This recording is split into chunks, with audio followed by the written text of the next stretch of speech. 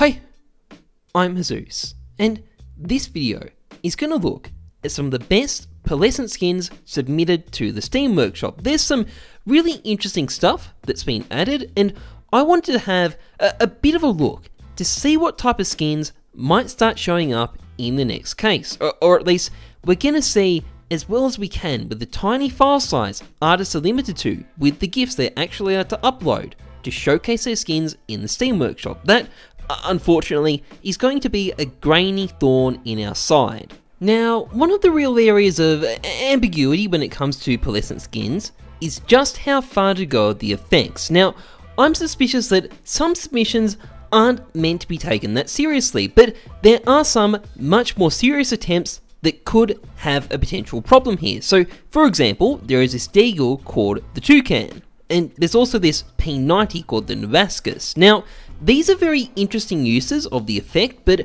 I can't help but wonder whether they might be a bit too over the top for Valve's taste. Now, on the other hand, you have things like this P90 Chameleon, which, although again, an innovative skin, might come off as a bit too dull, but at the end of the day, it's very hard to know which way Valve is going to swing here. But anyway, on the brightly coloured side of things, there is some interesting stuff. So, one example is the Orb Neon Chaos, which is a pretty interesting usage of the effect. It's pretty bright, but it doesn't let things run completely wild.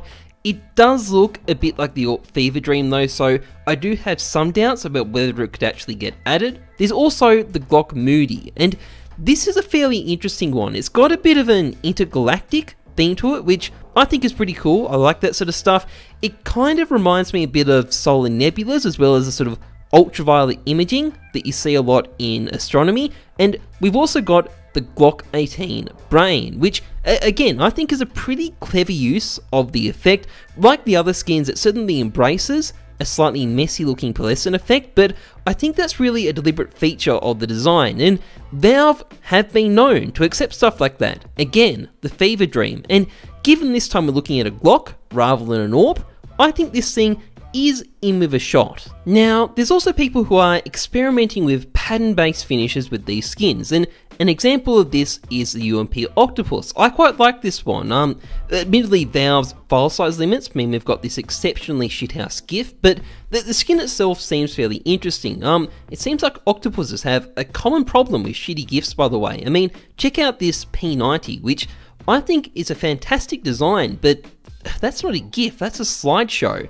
Staying with submachine guns, there's also the UMP Hololines, which is one of the most uninspired names I've ever heard for a skin, but it does look fairly cool. I think it'd make a great restricted skin in-game. The CT, granted, seems to have had a bit too much coffee to start up his day, but I can relate. I do like my double shot caps. Now, honourable mention, by the way, to this artist's Night Star skins. Anything tangentially related to astronomy is always a winner with me. Now, there's also a holo remake of the Cracked Opal finish. The Cracked Opal is currently a Tech 9 skin in-game. The holo finish is pretty interesting. I'd really like to see some proper in-game footage of it, but it does seem to lend itself to a holo effect fairly naturally. And there is also the Kaiju Chroma, which you may have seen already. Probably one of the more detailed attempts I've seen making use of the effect so far. Obviously, a Neon City provides a lot of opportunities. Kaiju is Japanese for strange beast, and Chroma means colour, effectively, so you should be able to see where the name comes from. There's also some good in-game footage of this one, which I think is pretty cool. I know this is only the first skin in a series too, so it'll be interesting to see what else ends up getting made. Now, I'm going to look at two more skins. First of all, there's the Fever Dream Pearlescent Deagle. Same artist as the Orb Fever Dream. The artwork appears to be what would happen if you combined magic mushrooms with a visit to the crocodile enclosure at the local zoo, and we could definitely use some more nice Deagle skins, and the last Fever Dream was pretty popular, so I'd be happy to see this thing in game. And finally, there are the thick unicorn skins. A whole series of them. Unicorns that are vomiting rainbows? I don't know what to say about this. I mean, they're not sexualized or anything. It's not like it's brony fetish art or something, although who knows, maybe I don't understand that subculture well enough. But what I will say is that if one of these ever gets added, it is going to be the stuff of legend. And I don't think that's too likely, but if it ever does, well, I am looking forward to the reaction. Anyway, that's pretty much it for this video. If you enjoyed it, if you'd like to see more Pearlescent skin videos in the future, make sure you leave a like to let me know.